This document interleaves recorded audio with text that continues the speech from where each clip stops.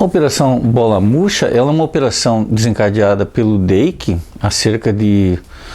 Na verdade, explodiu a coisa cerca de uns 20 dias atrás e que prendeu o ex-secretário do governo do estado, o Gilmar Knazzel, e mais alguns assessores dele que haviam criado ONGs para a realização de eventos e esses eventos não aconteceram, né? Houve denúncias sobre isso e prenderam o Gilmar. O Gilmar, para quem não lembra, ele comandou a Secretaria de Organização do Lazer de 2009 a 2012. Ele foi presidente da Assembleia Legislativa e ele era o grande representante da Secretaria de Organização do Lazer. Para nós, assim, que investigamos o esporte em Santa Catarina desde 2005, quando foi criado os fundos de desporto, turismo e cultura, preciso lembrar que o Tribunal de Contas do Estado, desde 2007, nos seus relatórios, de maneira pormenorizada, salienta que essa secretaria, ela é uma secretaria que realiza grandes negócios no balcão. Eles chamam isso de uma secretaria que tem problemas seríssimos de estrutura e de corrupção, né? É uma secretaria que tem um parecer do Tribunal de Contas que diz em detalhe que aquela secretaria era um balcão de negócios para deputados, um balcão de negócios e tinha até mesmo a cota do governador. Isso está escrito nos textos do Tribunal de Contas. Durante um bom tempo, a gente começou a investigar e perceber uma coisa fantástica. 80% dos recursos ligados no campo do esporte, isso eu só falo por causa do esporte, né, eles ficam todos no litoral.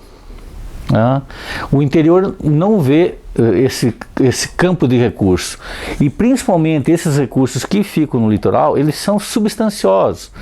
É diferente, por exemplo, de você pegar os recursos que são repassados para a cultura. A cultura é tudo pingadinho assim, 30 mil, 20 mil, 10 mil, 40 mil. O esporte não, é 1 milhão, 1 milhão e meio, 2 milhões, 3 milhões, 4 milhões. Então esses valores ficam praticamente todos no litoral. E sob suspeita de empresas, né?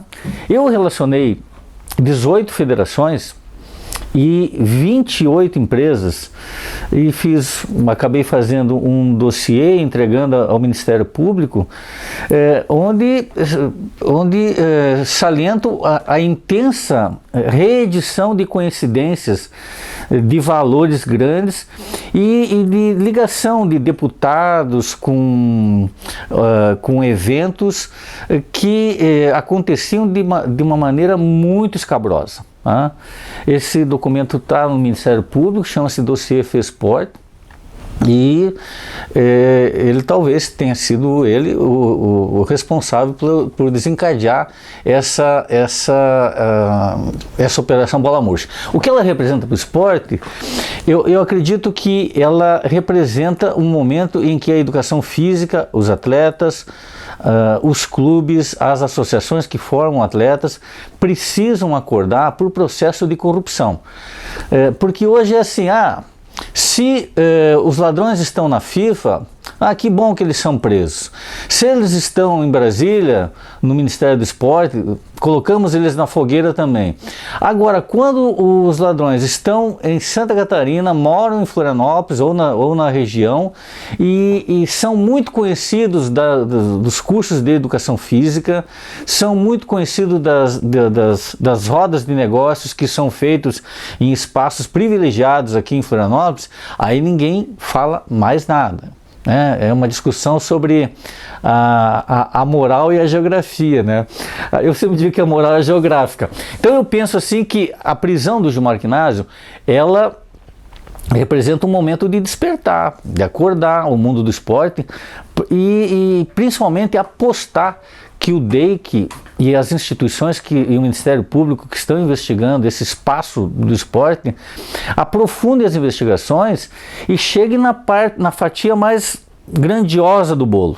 Porque o que foi pego até agora eu como uma pessoa que estuda esse universo esportivo de Santa Catarina, eu acredito que foi pego muito pouca coisa. As pessoas que estão ligadas a cursos no campo da educação física, eventos que envolvem o esporte e alguns outros setores, como a cultura e o turismo, que também andam juntos, precisam estar atentos para a quantidade de recursos que foram, nesse período de 2009 a 2012, envoltos em processos profundos de corrupção.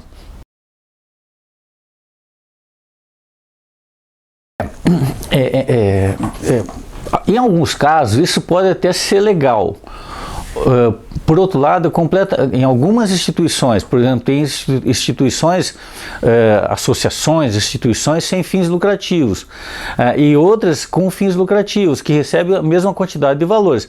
Agora, se você acompanhar alguns eventos, como você citou o Ironman, tem outros aí, cursos de educação física que são feitos em locais muito nobres aqui em Florianópolis, você vai perceber que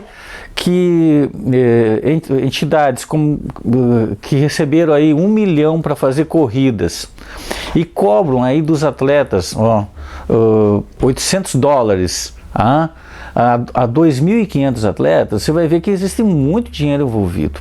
Ao mesmo tempo, a fantasia que se cria em cima de alguns eventos que são tidos como nobres no campo da educação física, se você procurar uma semana anterior, no dia da competição e depois da competição, essa pompa toda que a mídia coloca como existente desse evento, na verdade não se configura assim, ela não aparece no Paraná, nem no Rio Grande do Sul, nem em São Paulo, nem no Rio de Janeiro, ela só existe localmente aqui, quase como uma ficção criada para iludir, para enganar e para captar esses recursos.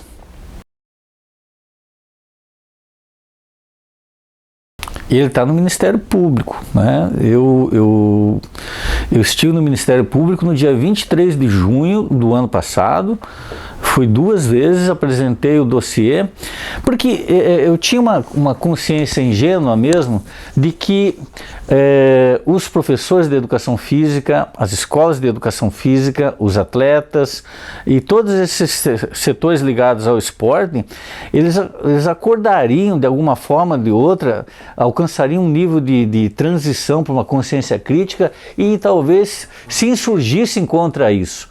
Mas na verdade, isso ao longo do tempo foi se mostrando inválido, né? E daí a saída que eu achei mais conveniente foi direto ao Ministério Público, né?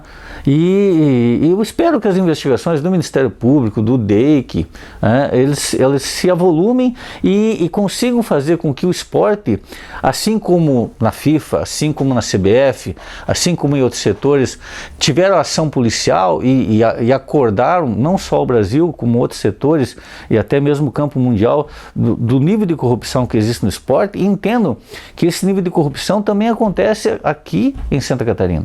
Se a grande quantidade dos recursos do esporte ficavam e ficam ainda localizados no litoral catarinense, em cima de 7 cidades, como é que ficam as estruturas esportivas de Santa Catarina no restante do estado?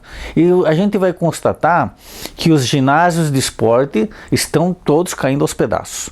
A gente vai constatar que as estruturas esportivas que algumas cidades tinham estão declinando de maneira imensa.